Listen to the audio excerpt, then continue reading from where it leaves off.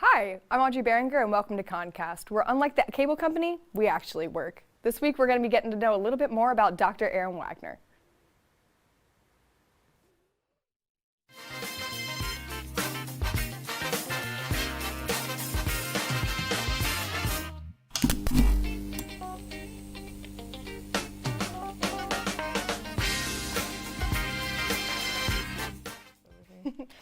Well, it's nice to see you in this setting.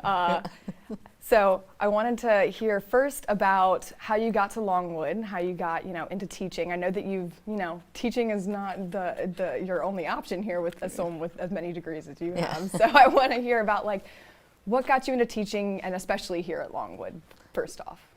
Yeah, so the very first time, graduate degree that I went in, my second year there, I'd finished all my coursework early because that was just me. And I was like, well, what can I do? And the opportunity came up, hey, you've got enough coursework, why don't you come and try to teach these classes? And at the time, I was in English department and all that stuff. And so I ended up going for it. I was like, okay, extra money, it's no big deal, a couple times a week. What am I gonna do besides write my master's thesis? And so I did this and ended up discovering that not only was I okay at it, but I actually kind of liked it a lot.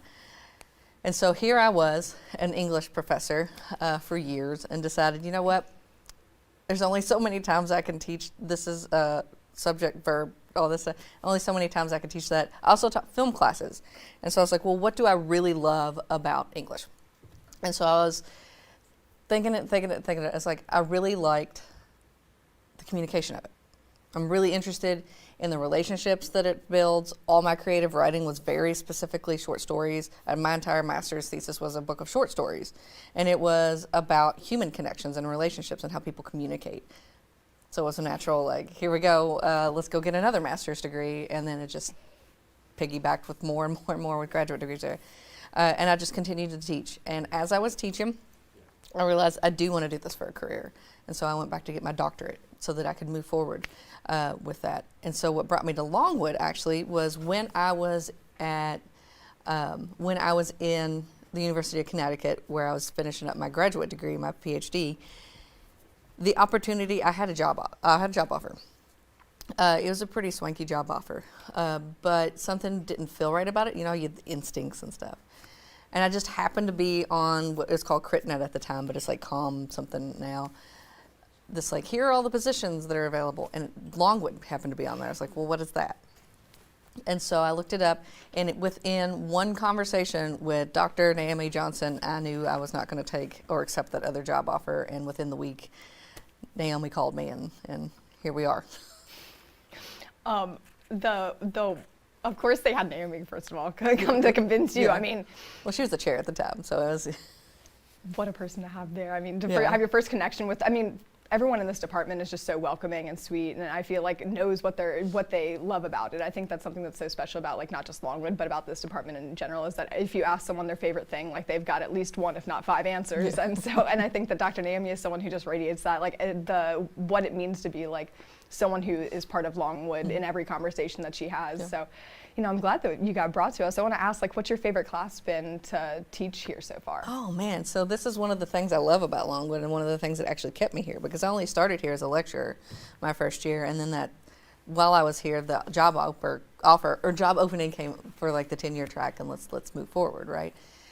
I liked it so much, and I liked the opportunities that I was given here. I very much. My teaching approach and stuff really fits with Longwood's mission and Longwood's students, and just the community, the vibe, right, that you're talking about. So it's hard for me to pinpoint specific classes that I love. No, it's not. Okay, so some of my favorite classes, I absolutely love teaching a media and society class. It is a class that I hold near and dear to my heart because that's very much why I went into communication. So I love teaching that, and I love getting students to learn about here's what research is and here's what critical thinking is. Beyond just here, let's write a paper. It's more let's get you thinking about this stuff.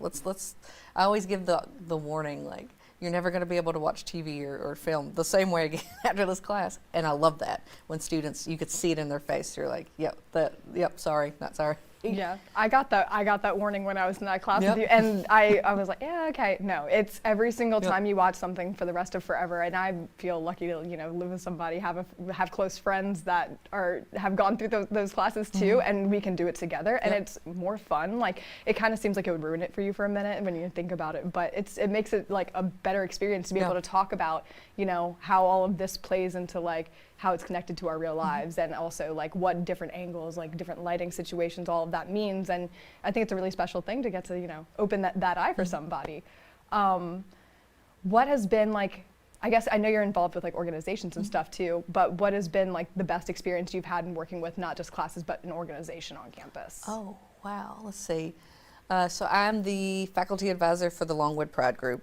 And so that's a group that's near and dear to my heart because of my own undergraduate and identity and stuff, being involved in groups like that. So it was a very lovely experience to get to talk and get to work with students and let them have that space that I needed when I was an undergrad, because I wouldn't have succeeded in college had it not been for finding my community.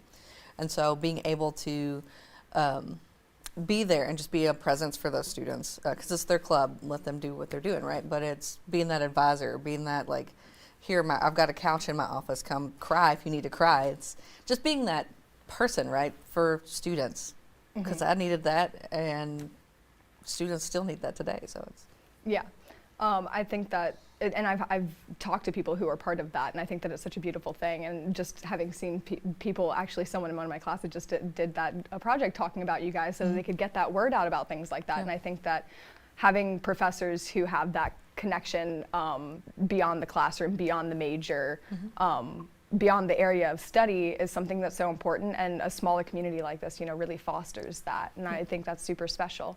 What has been, let's say, what's been your favorite moment, like working with your students, and like a connection that you weren't expecting to have that really affected you? Oh wow! So if you've had a class with me before, I don't know why I exude this like calm, chaotic energy. I don't know if that makes sense at all, but there will be moments in classrooms where my calm, chaotic energy even like translates into the classroom where students are able to pick it up. And so my favorite moments are when we mesh. It's not just here, teacher, student, it's more of a we mesh. Now our classroom's comfortable, we can have conversations. Now we know who each other is. We can like bond, I don't want to say bond, but like it's more than just a class. It's an experience, right? It's a learning experience, and seeing that as students become more comfortable, as conversations open up and things in the classroom, I really like seeing that. Being able to like foster ideas together, being able to grow that. So to close out, we have 3 questions that we usually like to ask, and they're like a quick rapid fire. So the first one is usually what's your favorite comm class you've taken, but since you're not a comm student, I want to say like, what was your favorite degree to get? What was my favorite fun? degree to get? I'm going to actually say that my favorite degree that I ever got was my PhD. And it's because I had the opportunity to not just take classes, I got to really expand deep like levels of different things that I hadn't been able to explore yet. In a longer setting, right? So it's 4 years as opposed to 2 years with like the master's degrees. I transferred so many times, departments, majors, all that stuff as an undergrad, that it's just like here. So there was no like long term for me. And so the PhD program, it was 4 years straight in the same space. It was really nice to get to have that experience. Yeah. So then bringing it back to Longwood, what's your favorite Longwood tradition? Now that you've been here for a while, you've experienced them all. Yeah, favorite Longwood tradition. I kind of like how, this is a really good question, because there are a lot, you're right. And so I kind of really like how at the end of when you graduate, and we all get together with the graduating seniors. It's more calm Longwood tradition, but it's probably my favorite is when we get together and just celebrate, because we've sat in these classrooms and these learning experiences for so long that it's really cool to just get together and say, you did it. Yeah. And I think I've heard a number of other people say that too. So it's not just a favorite for students, it's favorite for professors and faculty and everybody involved. So I love hearing that. And then last question, what is your favorite memory with the community? With the community, oh man, see, this is where I've been here for 5 years now, right? And a very large chunk of that was during COVID, so I was out, right? And so this is what's hard to answer this question about, because my favorite memories are more recent. Because I had early memories, sure, but new memories too. I'm gonna have to say, like, because another favorite class of mine that I teach is the LGBTQ plus in the media class.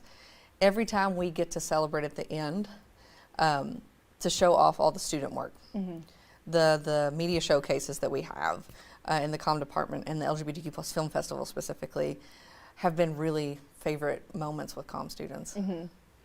Yeah, and I think that it's great to have, especially because that's a class that you can take anywhere when you're in this major, and it's an elective, something that you're choosing to go do, and having like that opportunity to not just learn but to explore those skill sets too is something that's really great.